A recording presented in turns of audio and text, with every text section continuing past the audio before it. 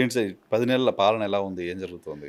ఈ 10 నెలల పాలనలో కేవలం వారి జేబులు నింపుకోవడం, ఈ కేసులు పెట్టడం, వైఎస్ఆర్ కాంగ్రెస్ పార్టీకి ఎవరైతే సపోర్ట్ చేశారో వాళ్ళని ఇబ్బందులు పెట్టడం, వాళ్ళ పెన్షన్లు పీకేయడం, వీటి మీద ఉన్న కాన్సంట్రేషన్ పాలన మీద లేదు. హ్మ్. ఏదైతే సూపర్ 6లో 6 లేదు, మీకు 15,000 మీకు 15,000 మీకు 15,000 అన్నారు, 18,000 అన్నారు, అవి లేవు. హ్మ్. ఏవి లేవండి. పెన్షన్ ఒక్కటే. ఆ పెన్షన్‌లో కూడా ఏరివేతలు. హ్మ్. అవునా? తీసేస్తున్నారా పెన్షన్? ఏరివేతలు. ఎవరైతే వైసీపీ సపోర్టర్స్ ఉన్నారో వాళ్ళది నిష్కారణంగా తీసేస్తున్నారండి. కానీ గతంలో జగన్మోహన్ రెడ్డి అలా చేయలేదు. కులం చూడడం, మతం చూడడం, పార్టీ చూడడం, ప్రాంతం చూడడం అని చెప్పి అందరికీ చేశారు. అలానే ఇళ్ల స్థలాలు అందరికీ ఇచ్చారు. టీడీపీ, జనసేన వారు కూడా ఇళ్ల స్థలాలు తీసుకున్నారు. ఇప్పుడిప్పుడే ప్రజలకు కూడా అర్థం అవుతుంది. ఈరోజు తెలుగుదేశం పార్టీ కార్యకర్తలు కానీ, ఎమ్మెల్యేలు కానీ ఊర్లలో తిరిగే పరిస్థితి లేదు. ఎందుకు? ఎలా ఉంటుందండి? పెన్షన్లు ప్రొఫైట్ ఇస్తున్నాం, పెన్షన్ ఇళ్ళకెళ్ళి 45,000 కోట్లు ఇస్తున్నాం అని చెప్తున్నారు చంద్రబాబు నాయుడు గారు. కాదు, ఇళ్ళకెళ్ళి బాండ్లు సంతకం పెట్టేసి, చంద్రబాబు సంతకం పెట్టిన బాండ్లు ఇచ్చేసి, అట్రాక్టివ్గా మీకు ఇది వచ్చేస్తే అవి వచ్చేస్తే అని చెప్పేసి బాండ్లు ఇచ్చేస్తే ప్రజలు నమ్మారు. సో మా సాలిడ్ ఓట్ బ్యాంక్ కూడా కొంతమంది ఆశపడ్డారు, అలా మనకు కూడా వచ్చేస్తుందేమో, జగన్ గారు ఇచ్చారు, ఆయన కూడా ఇచ్చేస్తారేమో, ఎందుకంటే ఆయన ఇంకా అనుభవం ఎక్కువ ఉంది దానికి అని అనుకున్నారు. కానీ వారికి ఇప్పుడు అర్థమవుతుంది చంద్రబాబు నాయుడు గారు ఒక మోసం చేశారు, అబద్ధాలతో వాళ్ళు గవర్నమెంట్లోకి వచ్చారు అని చెప్పి ఇప్పుడిప్పుడే అర్థం చేసుకుంటున్నారు. నెక్స్ట్ ఏ స్థానిక సంస్థల ఎలక్షన్స్ వచ్చినా కూడా, ఏ బై ఎలక్షన్లు వచ్చినా, ఏం వచ్చినా కూడా నెక్స్ట్ మాత్రం మళ్ళీ వైఎస్ఆర్ కాంగ్రెస్ పార్టీ ప్రభంజనమే ఉంటుంది. నెక్స్ట్ వాళ్ళకి అసలు డిపాజిట్లు కూడా ఉండవు. స్థానిక సంస్థల ఎన్నికల్లో పోటీ చేస్తారా సరే? 100% అండి. ఇప్పుడు అసలు మీరు ఎలక్షన్స్ ఎప్పుడంటే అప్పుడు రెడీగా, అసలు నాకు తెలిసి వాళ్ళ ఎలక్షన్ కూడా రాకపోవచ్చు. చంద్రబాబు నాయుడు గారు హిస్టరీలోనే ఉంది స్థానిక సంస్థల ఎలక్షన్స్ని స్కిప్ చేయడం, ఆయన హిస్టరీలోనే ఉంది. ఎందుకంటే ఈ రోజే మొన్న ఏదో సర్వే అని చెప్పారు, 70 చోట్ల ఎమ్మెల్యేలకి 30% కూడా యాక్సెప్టెన్స్ లేదు అని చెప్పి తిరుగుతుంది. మరి అది చూసాము. కానీ నేను కూడా గ్రౌండ్ లో తిరుగుతున్నాను కాబట్టి చెప్తున్నాను కదండి. నేను ఒక హాస్పిటల్కి వెళ్ళాను ఒకరిని పలకరించడానికి. అయితే అక్కడ మన వాళ్ళు పెద్దవాడికి కనపడ్డాను. ఏదో మాట్లాడుకుంటుంటే విన్నాను అనమాట. చంద్రబాబు నాయుడు గారిని తిట్టుకుంటున్నారు. ఎందుకు? ఆరోగ్యశ్రీ లేదు, ఆరోగ్యశ్రీ యాక్సెప్ట్ చేయట్లేదు, హాస్పిటల్స్లో ఆరోగ్యశ్రీ యాక్సెప్ట్ చేయట్లేదు, పచ్చిబుద్ధులు తిట్టుకుంటున్నారు. నేను చెప్పాలని మాటలతో తిట్టుకుంటున్నారు. ఏమంటే షో చేయడం తప్ప ఈ తెలుగుదేశం పార్టీకి కానీ చంద్రబాబు నాయుడు గారికి కానీ ఇంకేమీ లేదండి. మళ్ళీ తర్వాత ఏదైతే కొంతమంది మహిళలు ఉన్నారో ఫీజు రియంబర్స్మెంట్కి ఇబ్బంది పెట్టారు, చాలా ఇబ్బంది పెట్టారు. వాళ్ళు సర్టిఫికేట్స్ తీసుకోవాలంటే డబ్బులు కట్టాలి, అప్పులు చేసి మళ్ళీ డబ్బులు కట్టి కాలేజీలకి మేము మాకు వచ్చాక ఇస్తాము, కాలేజీలు పడ్డాక మళ్ళీ మీకు తిరిగి ఇస్తాము అనే స్టేజ్కి వెళ్ళిపోయారు. మళ్ళీ అప్పుల పాలు అయిపోతున్నారు లేడీస్.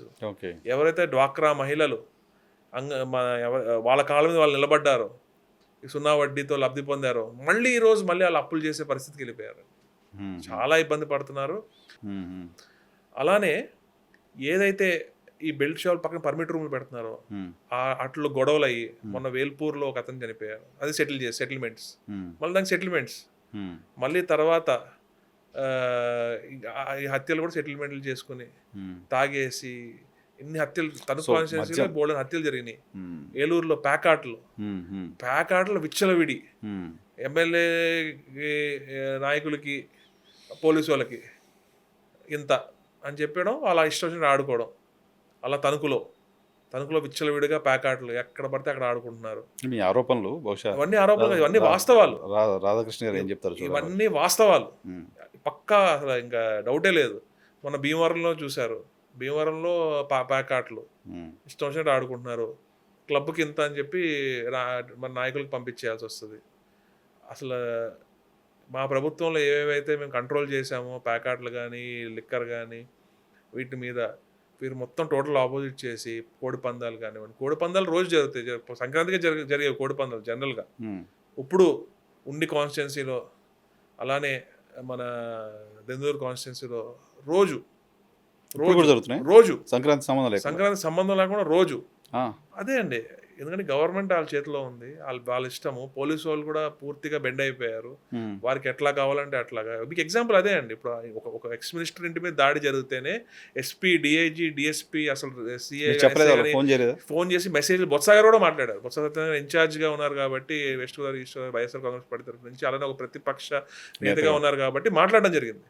ఎస్పీ గారు రెస్పాన్స్ కూడా లేదు. మెసేజెస్ కూడా ఉన్నాయని చెప్పి నేను ప్రెస్ మీట్లో చెప్పారు. Please go urgently, please give security అంటే కూడా రిప్లై లేకుండా ఉంది. అంత అర్థమైన స్టేట్లో ఉంది ఏపీ పోలీస్ పరిస్థితి. సో కేసులను ఎలా ఎదుర్కోబోతున్నారు ఇప్పుడు? ఏమండి, మేము బెయిల్ కూడా అప్లై చేయము. మేము ఎలా ఉందో మేము ముందుకెళ్తాం. లా అండ్ ఆర్డర్ లా ప్రకారం మేము ముందుకెళ్తాం. లా ప్రకారం బెయిల్ రైట్ ఉంటుంది. ఎందుకండి అరెస్ట్ చేయమని చెప్పండి, పర్లేదు.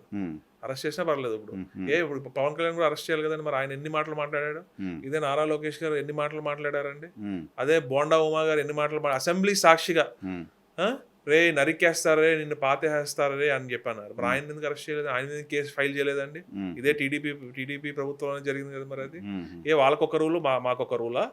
వాళ్ళ ఇల్లులా, మా ఇల్లు కాదా? మా ఫీలింగ్స్ కాదా? మరి ఇప్పుడు నేను ఒకటే అడుగుతున్నాను, ఈ విషయం గురించి స్పందిస్తున్న ప్రతి టీడీపీ నాయకులు కానీ, ఎల్లో మీడియా కానీ, అటు ఎల్లో యూట్యూబ్ ఛానల్స్ కానీ, వీళ్ళందరినీ నేను సూటిగా ఒకటే అడుగుతున్నాను. మీకు ఇళ్ళు ఉన్నాయా? మీ ఇంట్లో లేడీసు, మీ ఇంట్లో పిల్లలు, పెద్దలు ఉంటే ఇలా మీ ఇంటి మీదకి అకారణంగా వస్తే మీరు సమర్థిస్తారా? మీరు ఇట్లానే మరి పర్లేదు మంచిదే అని చెప్పి రియాక్ట్ అవుతారా? పోలీసులను కూడా స్పందించకపోతే మీరు ఊరుకుంటారా అని నేను సూటిగా అడుగుతున్నాను. దీనికి సమాధానం చెప్పండి ప్రతి ఒక్కళ్ళు. మరి అత్తిల్లో ఏదైతే జరిగిందో మరి దాని గురించి ఇప్పుడు కూడా 2 weeks అయింది, ఇప్పుడు దాకా కేసు ఫైల్ చేయలేదు. మరి దాని గురించి స్పందించండి. దీని గురించి తెగ బాధపడిపోతున్నారు కదండి. మరి దాని గురించి స్పందించండి మీరు. చూద్దాం రెస్పాండ్ అవుతుంది గవర్నమెంట్. చూద్దాం. Thank you very much sir. Thank you. ఇది సునీల్ గారితో స్పెషల్ పాడ్కాస్ట్ చూస్తున్నప్పుడు DHTV.